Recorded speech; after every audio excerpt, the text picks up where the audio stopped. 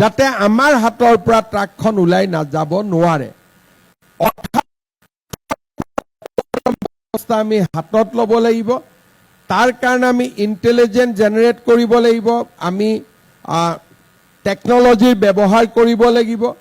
আৰু এজন ব্যক্তিক গ্ৰেপ্তাৰ কৰাৰ পিছত ফৰৱাৰ্ড এণ্ড বেকৱাৰ্ড লিংকেজ আমি এষ্টাব্লিছ কৰিব লাগিব, যে আপুনি কাক ডেলিভাৰী দিব খুজিছিলে। তেওঁ ক'ব যে মই পাঞ্জাৱৰ অমুক জাগাত ডেলিভাৰী দিব খুজিছিলোঁ।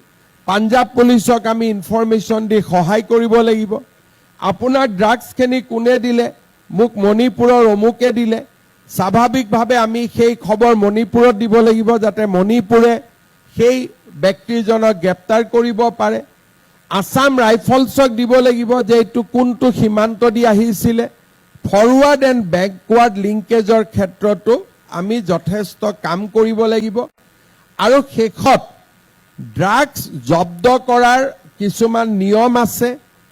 যদি বিভিন্ন সময়ত আমাৰ বহু আৰক্ষীয়ে ড্ৰাগছ জব্দ কৰি হাতত ড্ৰাগছ লৈ ফটো উঠে, তেতিয়া অপৰাধীয়ে কয় যে এই ড্ৰাগছখিনি ফটো উঠিছে, তাৰ মানে এইখিনি আৰক্ষীৰে ড্ৰাগছ হয়। অৰ্থাৎ বহুত সময়ত যদি আমি কোনোবা দিনা জাৰ্নেলিষ্ট আহিলে আমাক ক'লে যে পেকেটটো খুলি দিয়ক, ভিতৰৰ ফটো ল'ম। যেতিয়া পেকেটটো আমি খুলি দিলোঁ, তাৰমানে আমি এভিডেন্স নষ্ট কৰি দিলোঁ। কোৰ্টত তেতিয়া আমি তাক শাস্তি দিব নোৱাৰোঁ। এই ধৰণৰ সূক্ষ্ম সূক্ষ্ম যিখিনি কথা আমাক লাগে, ট্ৰেইনিং লাগে, যাৰ দ্বাৰা আমি ব্যৱসায়ীজনক আদালতত লৈ যাব পাৰোঁ, আদালতত কনভিকশ্যন দিব পাৰোঁ, সেই ধৰণৰ ট্ৰেইনিং কেম্পছবিলাকো অসম আৰক্ষীয়ে কৰি আছে।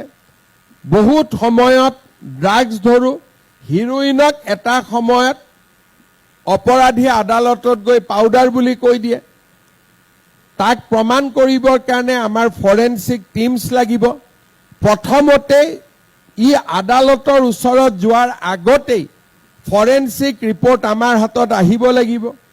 তাৰ কাৰণে আমি ফৰেনচিক ইম্প্ৰুভ কৰিব লাগিব। বাহিৰৰ ফৰেনচিক ডাঙৰ ডাঙৰ লেবৰ লগত আমাৰ কোঅৰ্ডিনেশ্যন থাকিব লাগিব। এই গোটেইবোৰ কাম বৰ্তমান অসম আৰক্ষীয়ে কৰি আছে।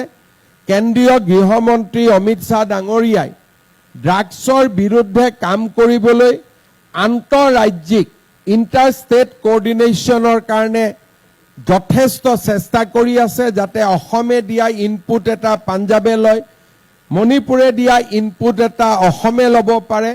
আৰু মই ভাবোঁ যে কেন্দ্ৰীয় গৃহমন্ত্ৰীৰ কোঅৰ্ডিনেটেড এফৰ্টছৰ কাৰণে আমাৰ আন্তঃৰাজ্যিক বুজাবুজি আগতকৈ ইম্প্ৰুভ হৈছে। পশ্চিমবংগত বিজেপি চৰকাৰ অহাৰ পিছত আমাৰ কাৰণে আন্তঃৰাজ্যিক কোঅপাৰেশ্যন আৰু বেছি বৃদ্ধি পোৱাৰ সুবিধা আহিছে।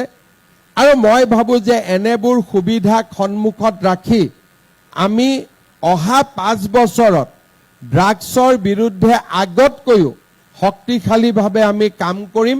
মই অসমবাসী ৰাইজ, সাংবাদিক আৰু অসমৰ সকলো শ্ৰেণীৰ ৰাইজৰ সহযোগিতা কামনা কৰিছোঁ।